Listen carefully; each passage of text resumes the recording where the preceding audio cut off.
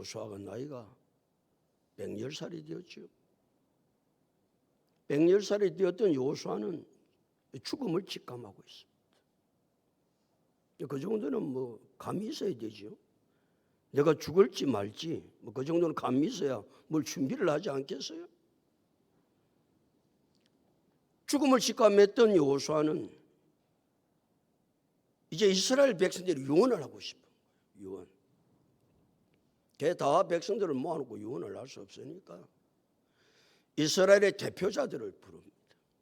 대표자를 불러서 그들에게 유언을 하면 모든 백성에게 그 유언이 전달될 것을 알았던 지도자 여호수아는 유언을 하기 전에 자기가 만났던 하나님 어떤 하나님인가를 먼저 소개합니다. 우리의 신앙생활 가운데 말이죠. 내가 만났던 하나님,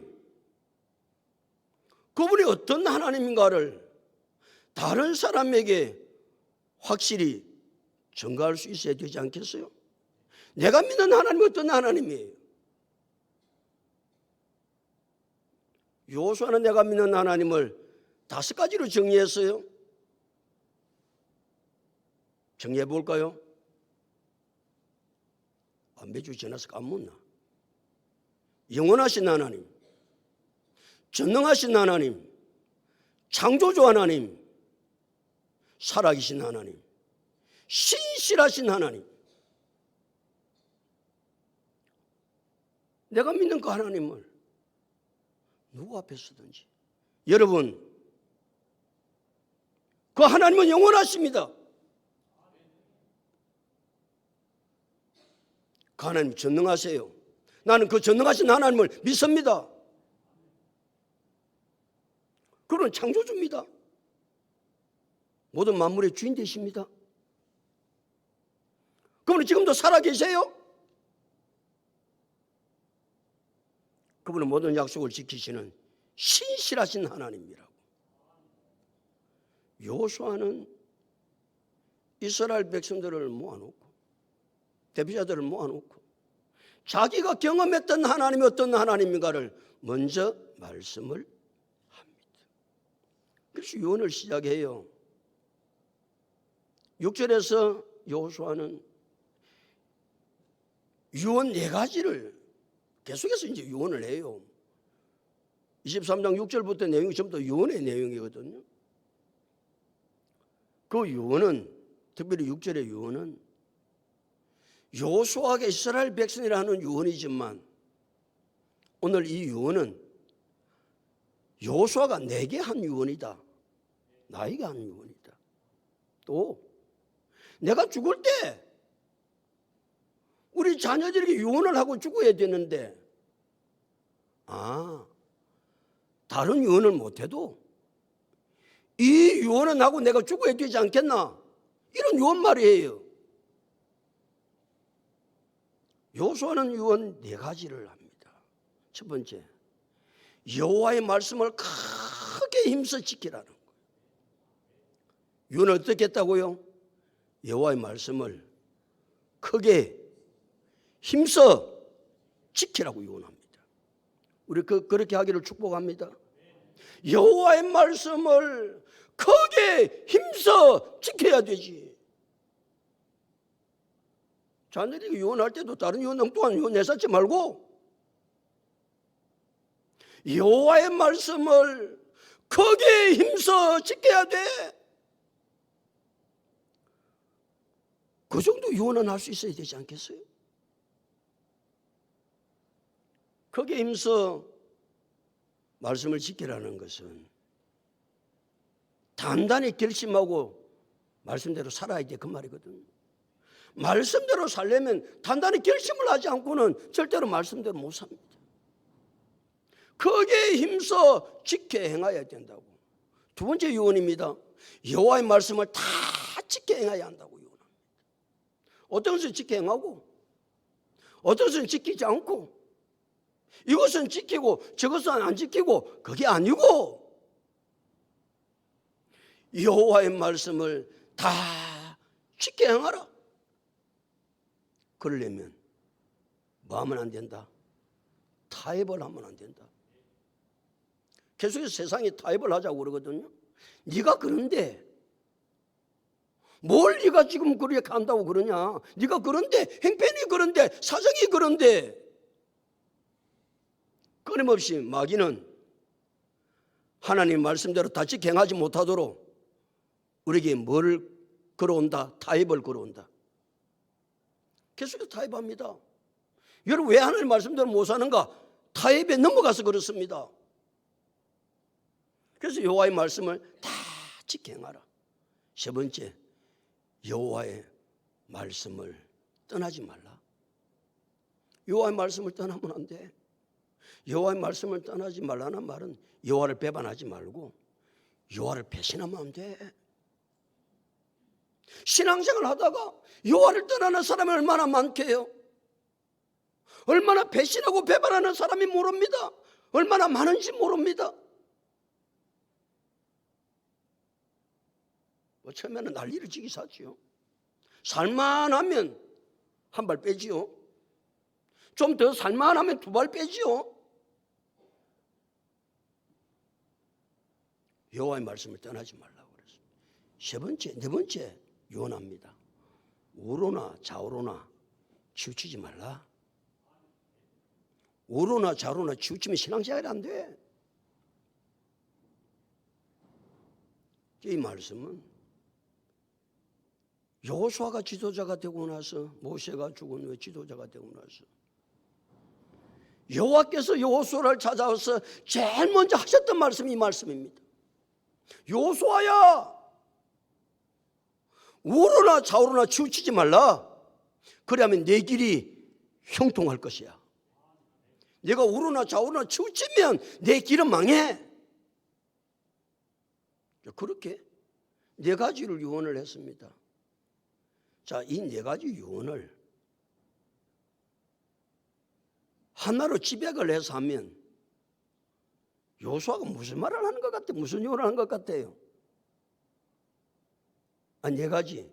첫 번째 뭔 유언했다고?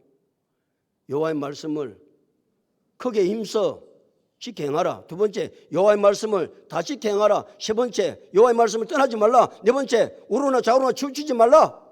이 말씀을 하나로 묶는다고 한다면 여호수아가 무슨 유언을 하는 것 같아요? 너무 어렵나? 그래. 말씀 중심의 삶을 살아야 돼. 간단하게 말하면 네가 살아가는데, 너희가 살아가는데 다른 것을 중심에서 살려고 하지 말고 무엇을 중심으로 살아야 돼?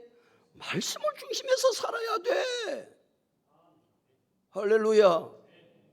간단하게 말하면 그 유언을 하는 거예요. 유언을 2024년 시작하면서 송구 영신 예배를 드릴 때 우리의 삶이 무엇을 중심해서 살아야 될 것인가를 송구 영신 예배 때 선언했습니다. 무엇을 중심으로 살자고? 말씀 중심으로 살자고. 두 번째, 무엇 중심으로 살자고? 예배 중심으로 살자고. 그 말씀 중심의 삶을 살자라는 거예요. 거기 여호수아가 이스라엘 백성들에게 남긴 유언입니다. 오늘은 7절의 말씀인데, 자, 7절을 무슨 유언을 하고 있는지 또 7절 한번 볼까요? 7절 다 같이 읽겠습니다. 시작.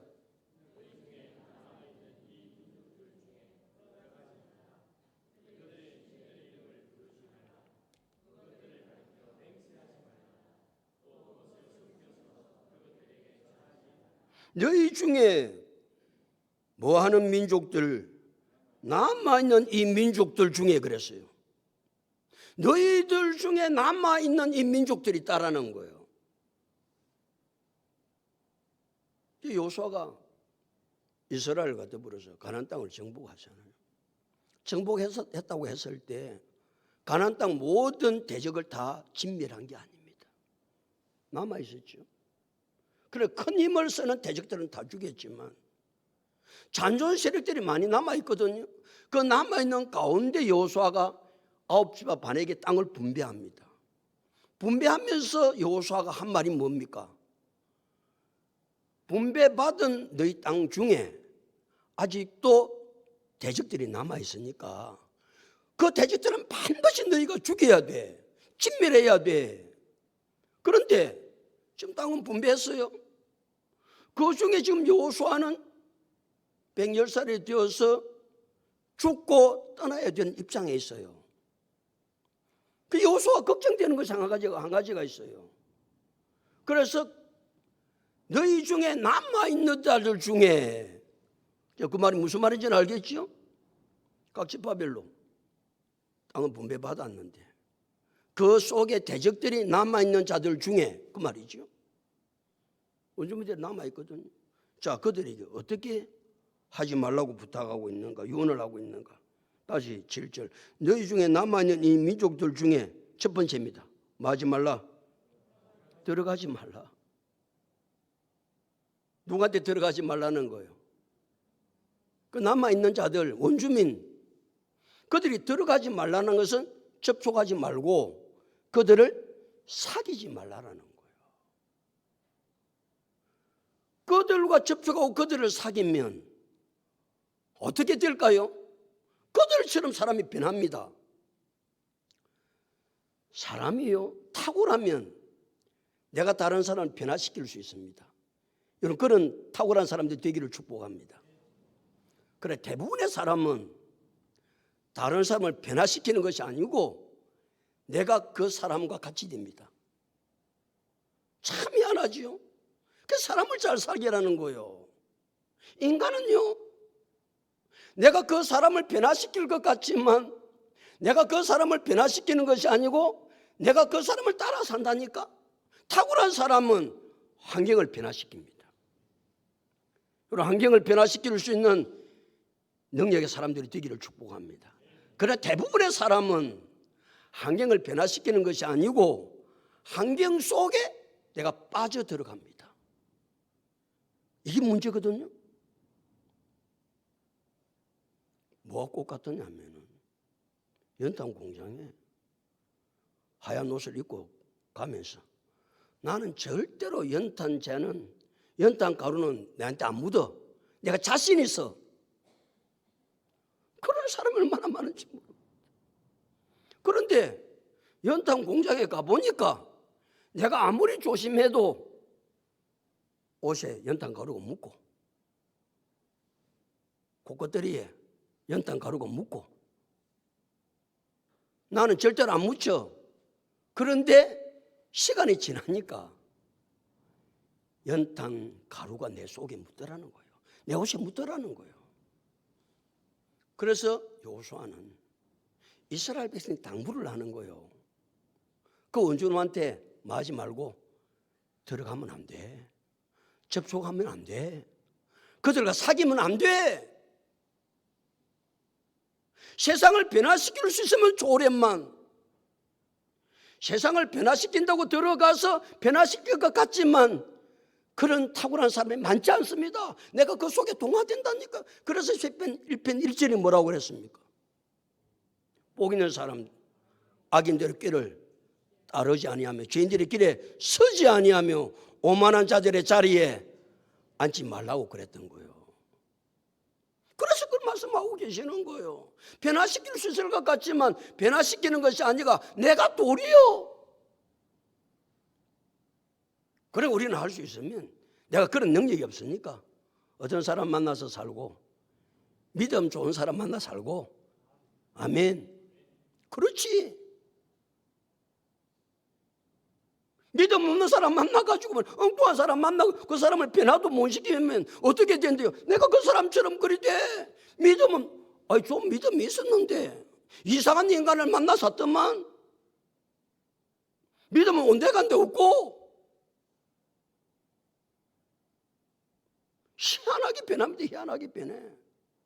그래서 여호수아는 너희 중에 남아있는 자들 중에 첫 번째 뭐 하지 말라? 들어가지 말라 그랬어요. 두 번째는 뭘 하지 말라고 그러는지 두 번째 찾아보세요. 뭘 하지 말라고 그래요? 그들의 신들의 이름을 뭐 하지 말라?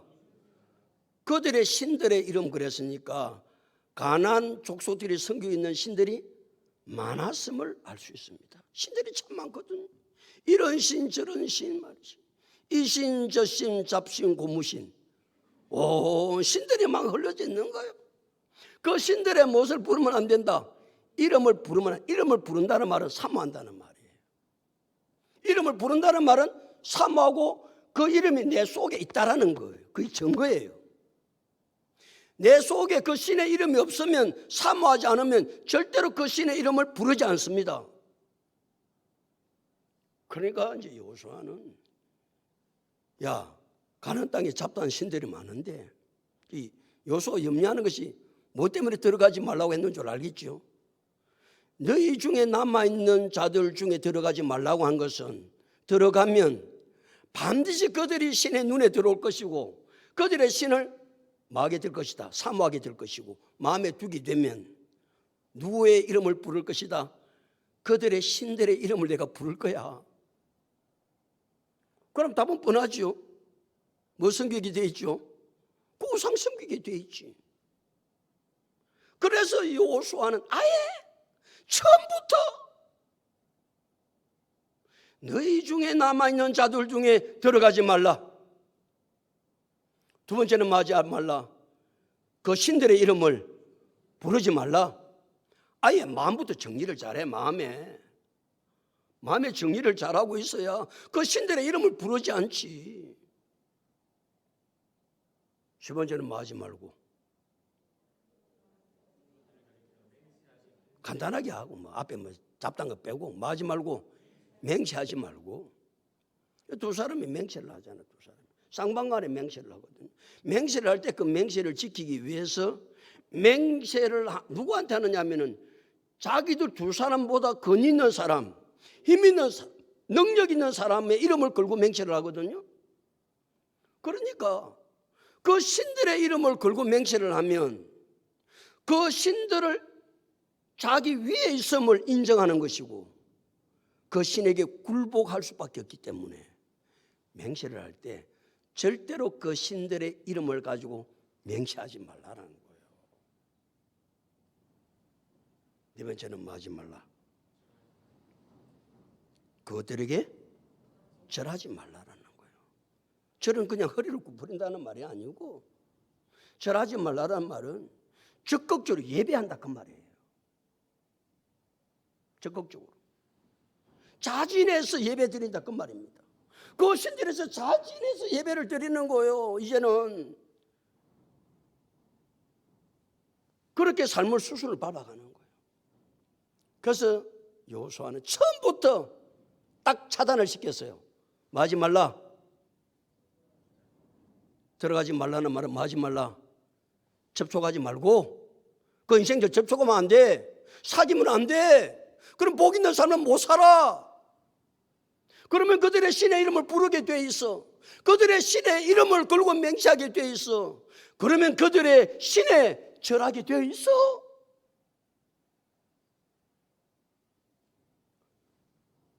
사중 금지를 내립니다. 여호수아는 이스라엘 백성들에게 유언을 하면서 사중 금지 명령을 시키거든요. 자, 사중 금지 명령 해봅시다. 첫 번째, 들어가지 말라. 두 번째, 그 이름을 신들의 이름을 부르지 말라. 세 번째, 그 신들의 이름으로 맹세하지 말라. 네 번째, 그 신들에게 절하지 말라. 사중 금지를 시키거든요. 얼마나 이것이 중요하기에 사중 금지를 시킬까? 그러니까 이제 여호수아는 먼저 하나님을 소개했잖아요. 자기 믿는 하나님 5가지를 소개를 하잖아요. 그러고 나서 지금 유언을 시작하거든요. 그런 하나님만 섬겨야 되지. 너희들이 가나안 땅 분배받은 땅에 너희 중에 남아있는 자중, 그 원주민, 그들에게 들어가고 그들의 이름을 부르고 그 신들의 이름을 맹세하고 그 신들에게 절하게 되면 너희는 우상에 끌려서 살아갈 수밖에 없어. 하나님의 사람은 그렇게 사는 것이 아니고 오직 영원한 하나님만 경배하고 하나님만 잘 섬겨야 돼. 그 이야기를 요구를 하고 있는 거예요. 오직 무슨 중심? 이거는 말씀 중심이야. 하나님께만 말하고 예배하라고, 하나님만 경배하라고 그 말이에요. 6절은 무슨 중심으로 살고 말씀 중심으로 살고, 7절은 뭐 중심으로 살고 예배 중심 하나님만 섬기는 것으로 살고. 일단 정리를 해주는 거예요. 정리를 해주는 거예요. 그래서 이스라엘 백성들한테 지금까지 내가 하나님 이야기했잖아요. 5가지 하나님 이야기했지. 그 하나님 너희가 신뢰하고 오직 하나님만 잘 섬겨야 돼. 그래서 십계명을 하나님 주시잖아요. 십계명을 주실 때 하나님만 잘 섬기라고 주신 계명이 1계명, 2계명입니다. 십계명 1계명이 뭐예요? 십계명 1계명이 뭐냐고. 너는 나 외에는 다른 신들을 내게 두지 말라 그랬어요. 너는 나 외에, 하나님 외에 다른 신들을 내게 두지 말라. 이 계명이 무엇입니까? 너를 위하여 우상을 만들지 말고, 또 위로 하늘에 있는 것이냐 아래로 땅에 있는 것이나 땅 아래 물속에 있는 것이냐 어떤 행상도 만들지 말며 그것들에게 절하지 말라. 나 내 하나님 여호와는 질투하는 하나님인즉 나를 미워하는 자의 죄를 갚되 아버지로부터 아들에게로 3, 4대까지 이르게 하거니와 나를 사랑하는 자는 천대까지 은혜를 베푸느니라. 1, 2계명은 오직 누구만 섬기라는 거예요? 여호와 하나님만 섬기라는 거예요. 여호와 하나님께만 예배드리라는 거예요. 여호와 하나님께만 경배하라는 거예요. 이것이 여호수아의 유언이었습니다.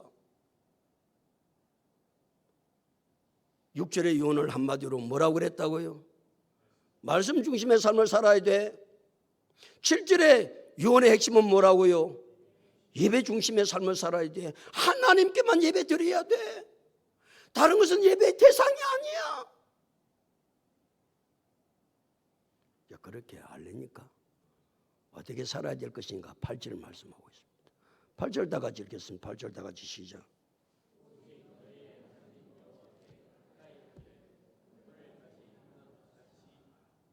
오직 너희 하나님 여호와께 뭐하라?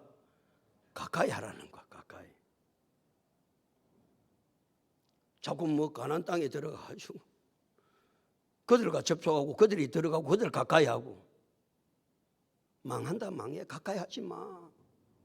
오직 누구만이 가까이 해라? 여호와만 가까이 해야 돼. 여호와만 가까이 한다는 말은 찰싹 달라붙어야 돼. 그런 말이거든요. 밀착해야 돼. 자꾸 떨어지려고 하는 경향이 있거든요. 여호와께서 말씀하시는 때로는 힘들거든요. 그러니까 좀 떨어져야지 뭘 또. 여호와께 가까이 하라는 말은 밀착하라는 말입니다. 찰싹 달라붙으라는 말입니다. 그래야 무슨 중심의 삶을 산다? 말씀 중심의 삶을 살고 예배 중심의 삶을 살 수 있다라는 거예요. 오늘도 마지막 찬양은 누구에 가까이? 주께 가까이 날 이끄소서. 주께 가까이. 다른 것으로 가까이 하는 것이 아니라 여호와를 가까이.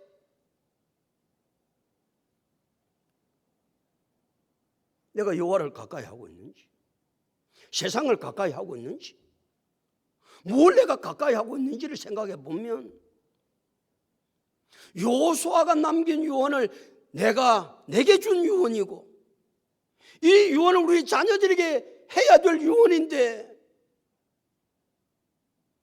이 유언을 할 수 있겠어요? 내가 주께 가까이 하지 않는데.